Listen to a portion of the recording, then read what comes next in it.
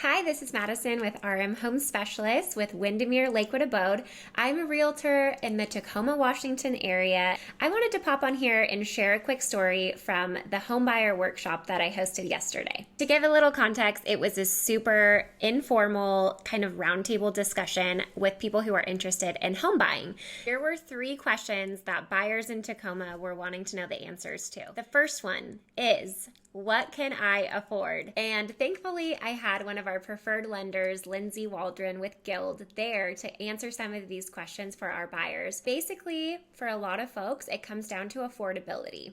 There are things that are really going to be important and impactful to your pre-approval amount, things like credit score, your debt to income ratios, and of course, how much money that you make as a household. It's important to connect with a professional lender, and especially someone who's going to be looking specifically at home mortgages and residential real estate to look at your overall finances and be able to get creative with you as far as what program is going to be best. Once you have your pre-approval amount is when you can connect with a realtor, and just understand a little bit about what the area and the market is doing as far as purchase price.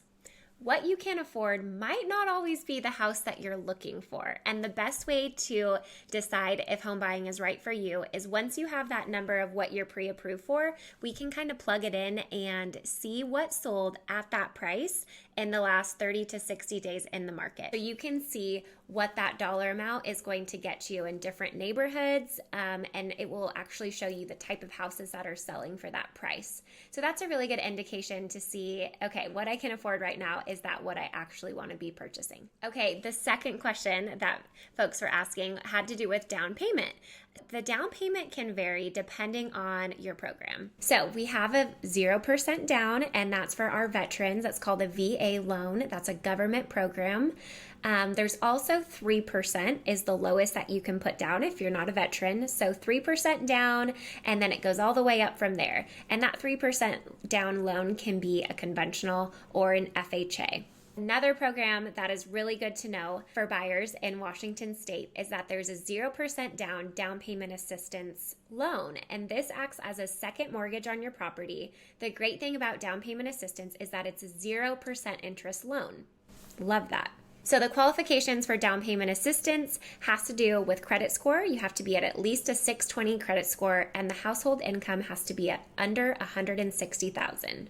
Not every lender is going to offer down payment assistance. They have to be certified with the state. So make sure to check in with your lender if that's an option. So how do you know if this is the house for you? That is different for every single buyer. And I would say some buyers are more of like a spiritual. They go into a property within their price range, and if it just feels like it's the one for them, they're ready to write it. And then for the analytical buyer, which is one of my favorites, we typically do a deep dive on the stats. So we're going to look at all the numbers, look at the recent sales in the neighborhood, make sure that it pencils for them financially. And once all of those boxes are kind of checked and they feel confident with the purchase price, we can put the pen to paper.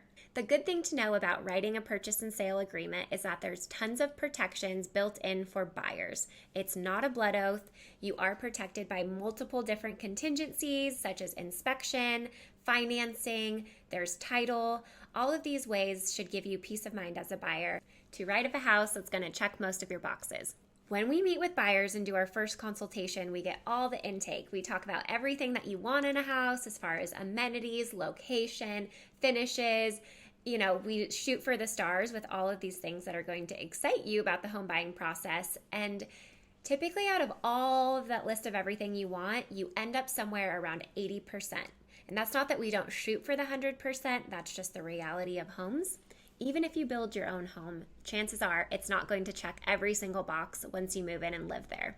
So a lot of exercises that we do with buyers when we're walking through is we grade it on a percentage scale and see where it falls. What could we do to this home to make it 80% for you? So sometimes that looks like something as simple as like painting the walls, doing some remodeling. I would say though that when you're a first-time home buyer, your house is normally not quite the 80%. It's normally closer to 60 or 70%. So overall, the message for home buyers is to stay optimistic, to partner with professionals, do your digging on the programs, and get a plan in place because homeownership is crazy and it will change your life.